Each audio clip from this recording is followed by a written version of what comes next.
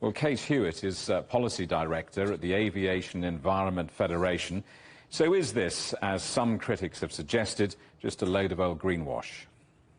There are some alternative fuels that are more sustainable than others.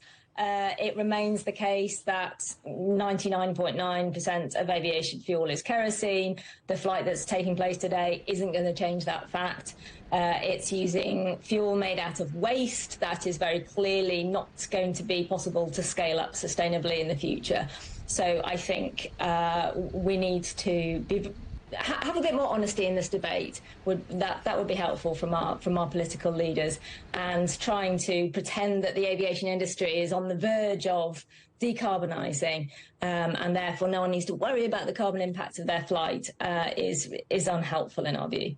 Scaling up is going to be the real issue, isn't it? I mean, this is just a tiny little fraction of what would be needed for the global airline industry to be effective. That's part of the problem. The other big problem that we don't hear very much about is that when this fuel is burned in an aircraft, this alternative fuel made out of used cooking oil and other wastes, it actually emits at the tailpipe as much CO2 as kerosene. Now, the industry will say that doesn't matter because they've offset those emissions through the process of producing the fuel, using biomass. We're not so sure about that. So I think there's some really important conceptual questions actually still to be asked about whether or not we should be simply ramping up supply of this kind of alternative fuel. We're trying to avoid saying sustainable aviation fuel. We think that's an industry term. But they will tell you all that needs to be done is to produce more of this stuff. We're not so sure that that's the case.